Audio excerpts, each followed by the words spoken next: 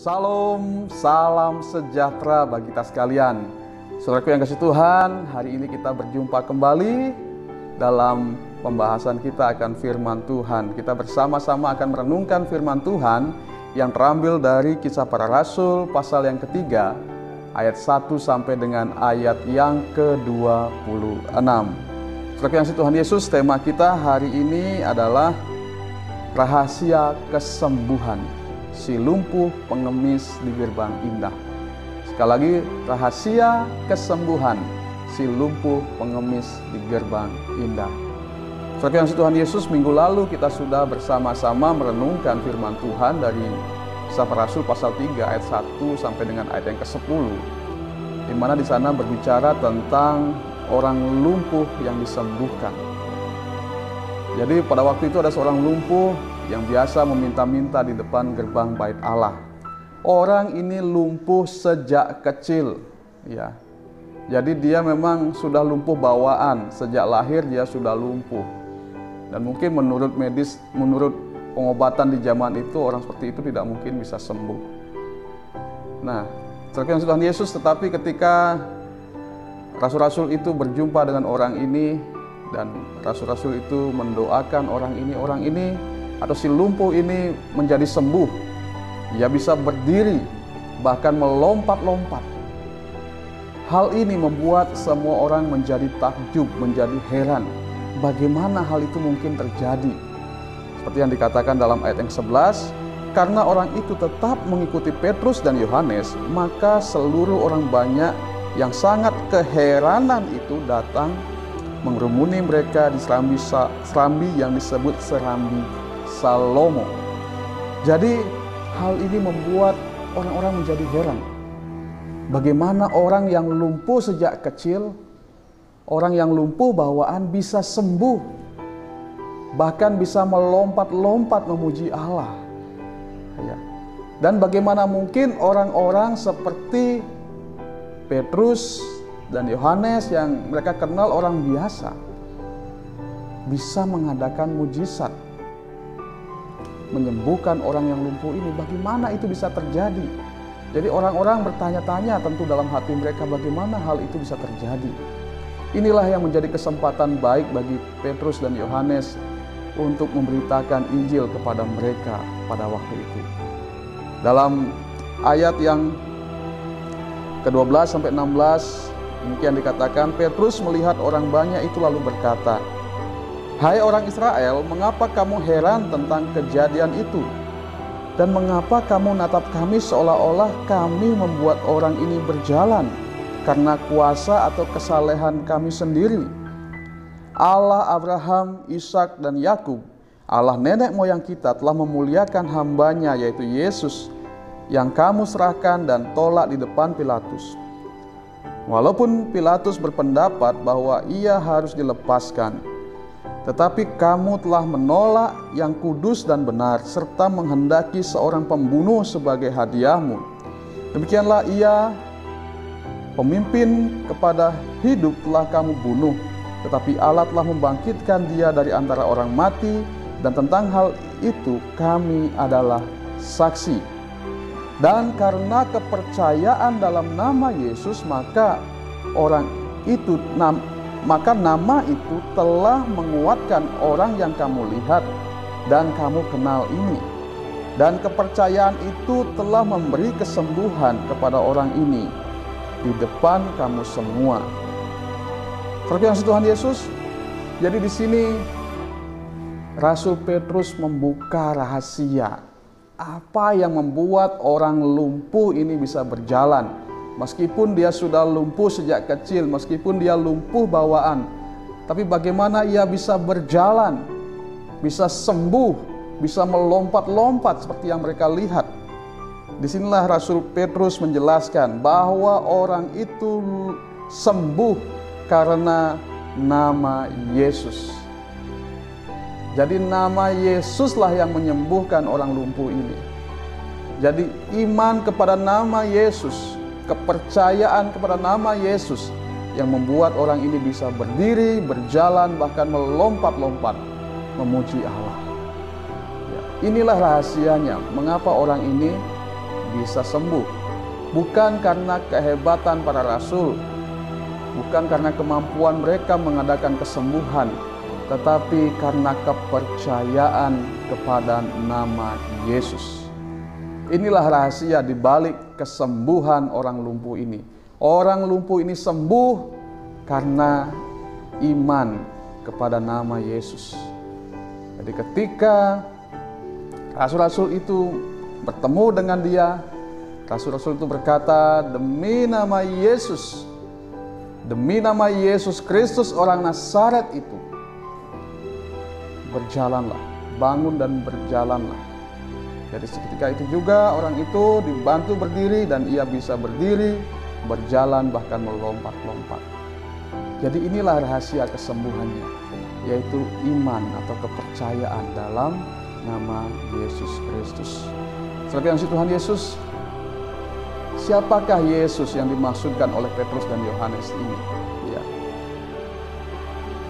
Di sini Rasul Petrus menjelaskan dengan detail siapakah dia.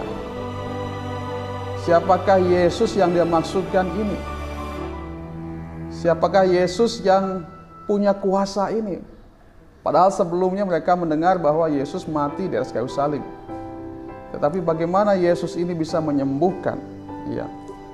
Dalam ayat yang ke-14 dikatakan di sana, tetapi kamu telah menolak yang kudus dan benar, serta menghendaki seorang pembunuh sebagai hadiahmu. Yang pertama, siapakah Yesus? Yesus adalah yang kudus dan benar. Ya. Jadi Yesus yang menyembuhkan orang lumpuh ini adalah orang yang benar atau pribadi yang benar, Allah yang benar. Ya.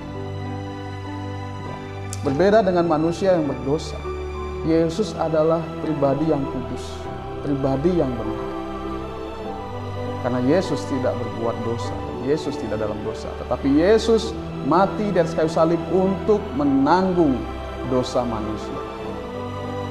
Jadi Yesus yang menyembuhkan orang lumpuh adalah pribadi yang benar, pribadi yang kudus, yang berbeda dengan manusia pada umumnya, yang hidup dalam dosa, yang tentu melakukan perbuatan-perbuatan dosa dalam hidupnya. Tetapi Yesus adalah yang kudus dan benar. Ia tidak berbuat dosa, tetapi ia mati menanggung dosa manusia. Yang kedua, siapakah Yesus? Yesus adalah pemimpin kepada hidup. Dalam ayat yang ke-15 dikatakan demikian. Demikianlah ia pemimpin kepada hidup, telah kamu bunuh, tetapi Allah telah membangkitkan dia dari antara orang mati. Dan tentang hal itu kami adalah saksi. Jadi dia adalah pemimpin kepada hidup. Siapakah Yesus? Yesus adalah pemimpin kepada hidup. Artinya dialah yang membawa manusia kepada kehidupan. Karena apa? Karena dialah sumber kehidupan. Dalam Yohanes 1 ayat 1 dikatakan pada mulanya adalah Allah dan pada mulanya adalah firman, dan firman itu bersama-sama dengan Allah, dan firman itu adalah Allah. Dan dikatakan dalam ayat selanjutnya bahwa oleh dialah segala sesuatu dijadikan.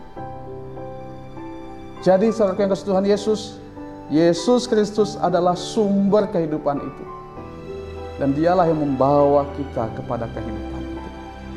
Dialah memimpin setiap orang kepada kehidupan. Ya. Dan kita melihat buktinya sendiri, di mana rasul-rasul adalah saksinya bahwa Yesus yang telah dibunuh itu, yang telah disalibkan itu, yang telah mati itu, bangkit kembali. Ya. Bangkit dari antara orang mati, yang menyatakan bahwa ia hidup dan ia berkuasa membawa setiap orang yang percaya kepadanya kepada kehidupan. Jadi Yesus Kristus adalah pemimpin pada hidup, sebab ialah sumber kehidupan itu. Dialah yang menciptakan segala yang ada.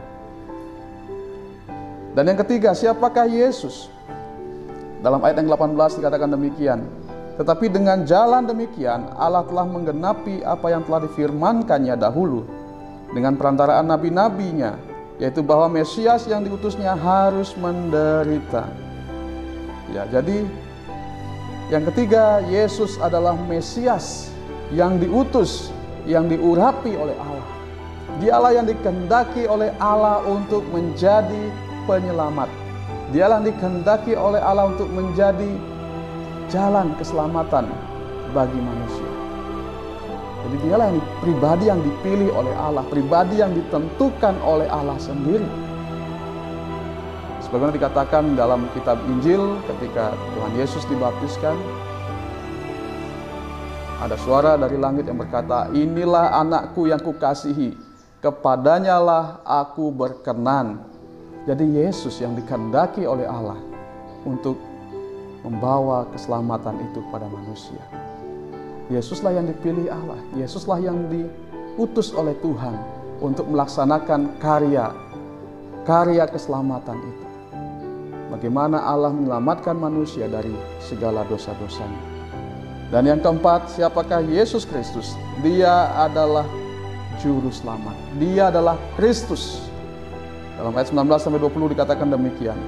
Karena itu sadarlah dan bertobatlah, supaya dosamu dihapuskan, agar Tuhan mendatangkan waktu kelegaan dan mengutus Yesus yang dari semula diuntukkan bagimu sebagai Kristus. Dia adalah Kristus, dia adalah Juru Selamat. Jadi siapakah Yesus yang membuat orang lumpuh ini bisa berjalan? Dialah Juru Selamat manusia. Dia rela mati di atas kayu salib untuk menebus segala dosa-dosa manusia. Sehingga sebagaimana dikatakan oleh Yohanes dalam Injil Yohanes pasal 3 ayat 16, karena begitu besar kasih Allah akan dunia ini, sehingga ia mengaruniakan anak yang tunggal, supaya setiap orang yang percaya kepadanya tidak binasa, melainkan beroleh hidup yang kekal. Ya, jadi jelas sekali dikatakan di sini, supaya setiap yang percaya kepadanya tidak binasa, melainkan beroleh hidup yang kekal. Mereka diselamatkan dari segala dosa-dosa mereka. Jadi seperti yang Tuhan Yesus jelas sekali bahwa Yesus yang menyembuhkan orang lumpuh ini adalah utusan Allah, yang dikehendaki Allah, yang ditentukan Allah. Dia adalah Mesias, dia adalah Juru Selamat, dia adalah yang kudus, yang benar, dan dialah pemimpin kepada kehidupan. Sehingga siapa yang percaya kepadanya tidak akan binasa, melainkan beroleh hidup yang kekal. Karena itu Rasul Petrus mengajak mereka semua untuk bertobat, untuk kembali kepada Tuhan. Bagaimana dikatakan dalam ayat yang ke-26, "Kamulah yang mewarisi nubuat-nubuat itu dan mendapat bagian dalam perjanjian yang telah diadakan Allah dengan nenek moyang kita, ketika ia berfirman kepada Abraham, oleh keturunanmu semua bangsa di muka bumi akan diberkati. Dan bagi kamulah pertama-tama Allah membangkitkan hambanya dan mengutusnya kepada kamu, supaya ia memberkati kamu dengan memimpin kamu masing-masing kembali dari segala kejahatanmu." Jadi Petrus mengajak supaya pendengarnya untuk bertobat, berhenti dari segala kejahatan, berhenti dari segala dosa, dan kembali kepada Allah di dalam Yesus. Karena Yesuslah yang ditentukan oleh Bapa untuk menjadi jalan keselamatan bagi manusia. Seperti yang Tuhan Yesus, bagaimana dengan kita sekarang? Iman kepada nama Yesus telah menyembuhkan orang lumpuh itu. Dan kita sebagai orang percaya yakin bahwa di dalam Yesus ada kesembuhan. Jika kita percaya bahwa dalam nama Yesus ada kesembuhan, maka kita akan mengalami mujizat demi mujizat daripada Tuhan. Apapun sakit penyakit itu. Orang ini lumpuh sejak kecil. Mungkin bagi pengobatan zaman itu tidak mungkin orang ini bisa sembuh. Tetapi nyatanya dalam nama Yesus Kristus orang Nazaret itu, orang lumpuh ini berdiri, berjalan, bahkan melompat-lompat memuliakan Allah. Jadi tidak ada yang mustahil bagi nama Yesus. Nama Yesus menyembuhkan.